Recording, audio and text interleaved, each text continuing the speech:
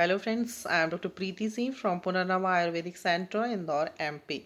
Friends, today's video is about a journey of a female from newborn to old age.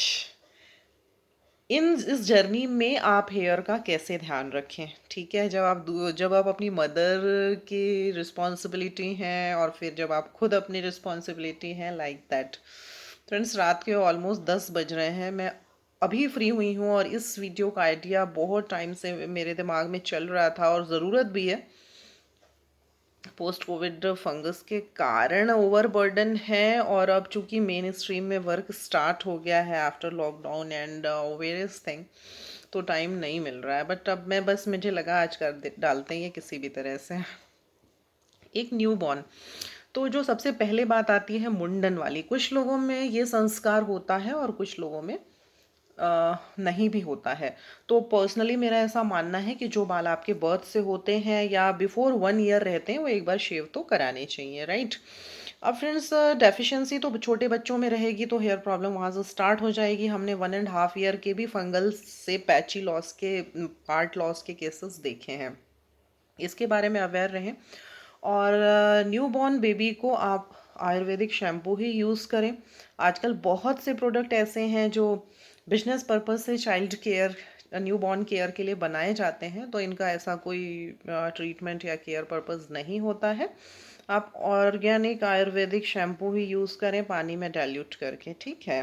Pure shampoo कभी भी नुकसान नहीं पहुंचाएगा eyes और ईयर, किसी को भी नहीं, राइट। अब जब तक बच्चा माँ के ज़िम्मेदारी है पूरी तरह से, तब तो अच्छे से ऑयलिंग होती है जनरली, और ऑयल वॉश ये सब कुछ चलता रहता है। अब जब एक डॉटर आपकी टीन एज में जाती है, तो फिर उसको बहुत सी चीज़ों से अट्रैक्शन, कि मैं ये शैम्पू लगाऊं और मैं ये कंडीशनर लगाऊं, और हमारे पास भी ऐसे क्वेश्चंस वो पूछते हैं।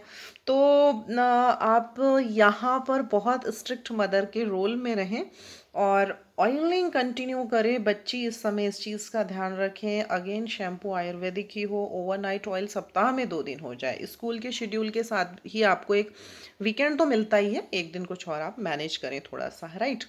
अब इसके बाद में क्या है कि टीन एज पे आपको नेचुरल प्रोडक्ट पे उनको बनाए रखना है, ठीक है।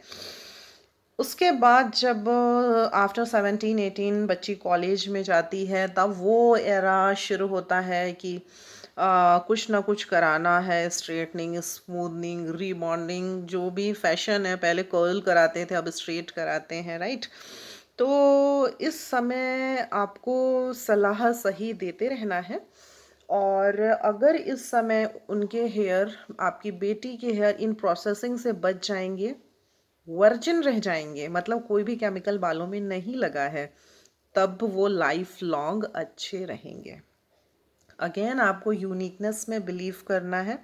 कर्ली हेयर्स भी बहुत सुंदर लगते हैं, स्ट्रेट हेयर भी बहुत सुंदर लगते हैं, तो बिलीव करना है यूनिकनेस में, क्योंकि ईश्वर ने जो आपको दिया है वो नो डाउट बेस्ट होगा आपके लिए।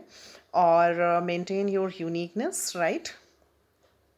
अब अगर आपके इस समय हेयर्स बच गए, न्यूट्रिशन का ध्यान रखना, फिटनेस का ध्यान रखना, ये सारी चीज़ें तो हैं ही, और इस समय अगर आपके हेयर बच गए, तो अब एक नेक्स्ट जो फेज आपकी शुरू होती है, आपकी मैरिज।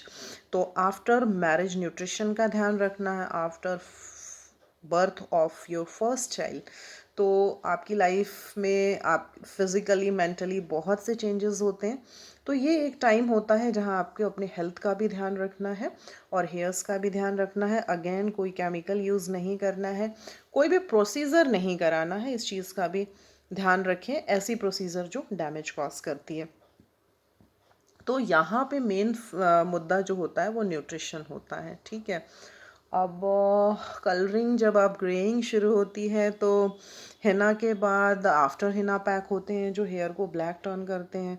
ब्राउनिश शेड वालों का काम हिना से भी काफ़ी चलता है, लेकिन अदर कोई भी कलर हम नेचुरली फ़िलहाल अभी तक तो नहीं कर सकते हैं। घरेलू नुस्खों की बात मैं नहीं कर रही हूँ।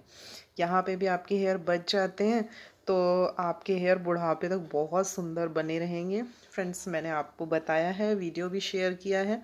मेरी मदर 70% हैं और उनके 70 ईयर्स की हैं और उनके मैक्सिमम हेयर्स ब्लैक हैं। बहुत फाइन, एक दो स्टैंड्स वाइट हुए हैं जो कि बहुत सुंदर लगते हैं इस एज में।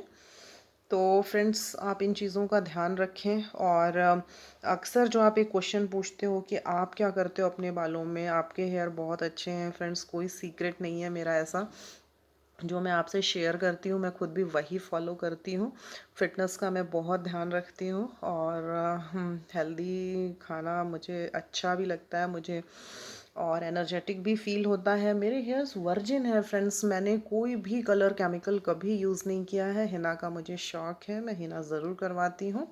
और न्यूट्रिशन इज़ मेन की ऑफ, है ना, जो हमारा हेल्थ होता है उसी का रिफ्लेक्शन हमारे हेयर्स और स्किन होते हैं, राइट। तो फ्रेंड्स, मेंटेन योर यूनिकनेस, और बहुत सारी प्रोसीजर केमिकल। और फ्रेंड्स, एक बहुत इंपॉर्टेंट चीज़ है कि जो केमिकल आप अपने हेयर में लगवाते हो ना, ये आपके ब्लड सर्कुलेशन में भी जाता है, और एक certain time period 5 year 6 year hair colour और जो रिबॉन्डिंग स्ट्रेटनिंग के प्रोसीजर में यूज़ होने वाले केमिकल्स आपको ब्लड सर्कुलेशन में आते हैं और बहुत सी डिजीज़ कॉज करते हैं। इवन अगर लेंथ में भी आपने कोई केमिकल लगवाया है ना, तो वो आपकी ब्रीथ के थ्रू आपके बॉडी में जाते हैं। फ्रेंड्स, अभी ऐसे ही इतना पॉल्यूशन बढ़ा है, इतने तरह की डिजीज़ हैं, फूड बहुत हेल्दी नहीं है, तो so please take care about this. Thank you.